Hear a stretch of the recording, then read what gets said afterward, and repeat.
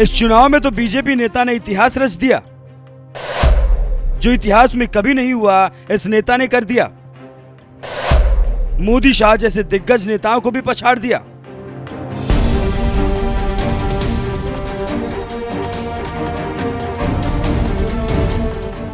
जरा सोचिए, कोई नेता कितने वोटों से चुनाव जीत सकता है? 1 लाख, 2 लाख, 3 लाख, 4 लाख, 5 लाख या फिर 6 लाख वोटों से? अच्छा चलिए मान लेते हैं 8 लाख वोटों से। लेकिन अगर हम आपको कहें कि बीजेपी का एक ऐसा नेता है जिसने मोदी शाह शिवराज सबका रिकॉर्ड तोड़ दिया और 11 लाख से भी ज्यादा वोटों से जीत हासिल की है, तो शायद आपको यकीन नहीं होगा, लेकिन यह हकीकत है। बीजेपी नेता शंकर लालवानी ने 11 लाख से भी ज्यादा वोटों के अंतर से प्रचंड जीत हासिल की और यह जीत अब तक के चुनावी इतिहास की सबसे बड़ी जीत है।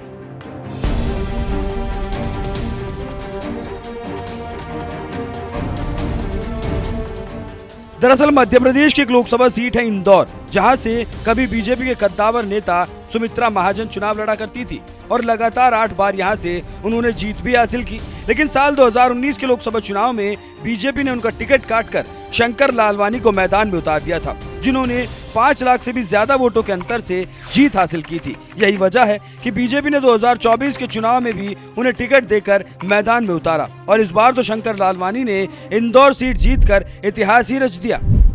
उन्हें 12,26,751 वोट मिले और 11,75,000 से भी ज्यादा वोटों के अंतर से जीत हासिल की है। मध्य प्रदेश की इंदौर सीट से चुनाव लड़ रहे बीजेपी उम्मीदवार शंकर लालवानी के खिलाफ मैदान में 13 उम्मीदवार थे, लेकिन जब नतीजे आए तो शंकर लालवानी के बाद सबसे ज्यादा वोट नोटा को मिले। 2,18,000 से भी ज्यादा वोट पाकर नोटा दूसरे नंबर पर रहा। लेकिन जब हार और जीत का अंतर देखते हैं तो टॉप के 2 उम्मीदवारों को मिले वोटों को देखा जाता है और इस मामले में बीजेपी उम्मीदवार शंकर लालवानी को जहां 12,26,751 वोट मिले, तो वहीं बीएसपी उम्मीदवार को 51,659 वोट मिले। यानी बीजेपी और बीएसपी के बीच कुल 11,75,000 से भी ज्यादा वोटों का अंतर रहा और इसी अंतर से शंकर लालवानी ने जीत भी हासिल की, जो एक महा रिकॉर्ड है। भारत के इतिहास में आज तक कोई भी नेता इतने बड़े अंतर से जीत हासिल नहीं कर सका। बीजेपी उम्मीदवार शंकर लालवानी मध्य प्रदेश की इंदौर सीट से 11,75,000 से भी ज्यादा वोटों से जीते। कांग्रेस उम्मीदवार रकीबुल हुसैन ने असम की धुबरी सीट से 10,12,000 वोटों से जीत हासिल की। बीजेपी उम्मीदवार शिवराज सिंह चौहान मध्य प्रदेश की विदिशा सीट से 8,21,000 से ज्यादा वोटों से जीते।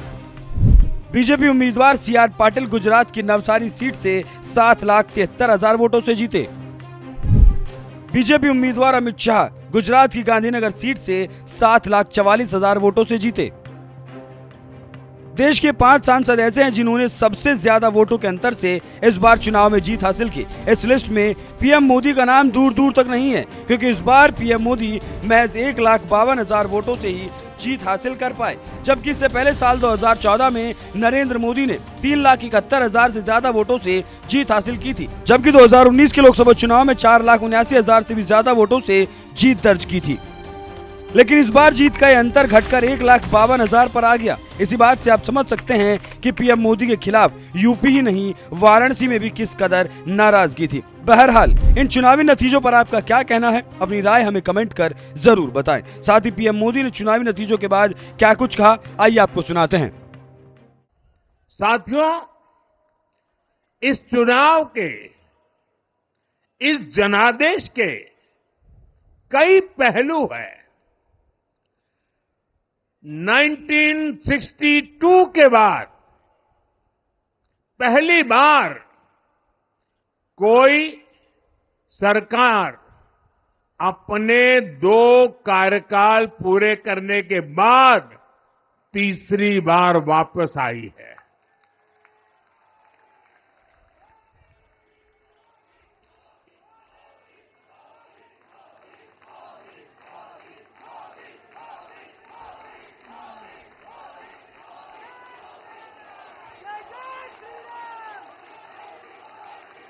राज्यों में जहां भी विधानसभा के चुनाव हुए, वहां पर एनडीए को भव्य विजय मिली है। चाहे वो अरुणाचल प्रदेश हो, आंध्र प्रदेश हो, उड़ीसा हो या फिर सिक्किम, और इन राज्यों में कांग्रेस का सुपड़ा साफ हो गया है।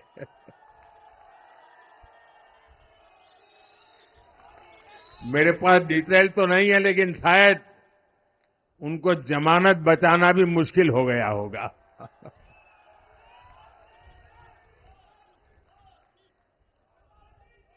भाजपा उड़ीसा में सरकार बनाने जा रही है और लोकसभा चुनाव में भी उड़ीसा ने बेहतरीन प्रदर्शन किया है। ये पहली बार होगा जब महाप्रभु जगन्नाथ की धरती पर बीजेपी का मुख्यमंत्री होगा।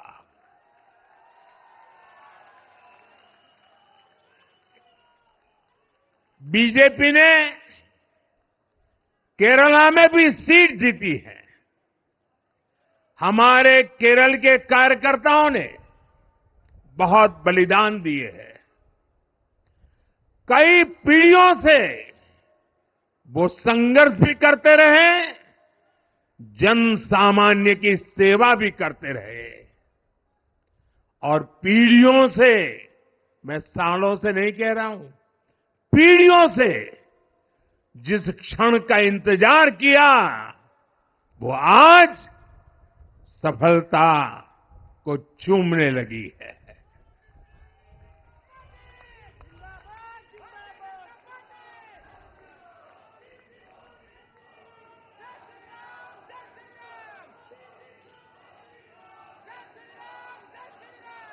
तेलंगाना में हमारी संख्या दोगुना हो गई है।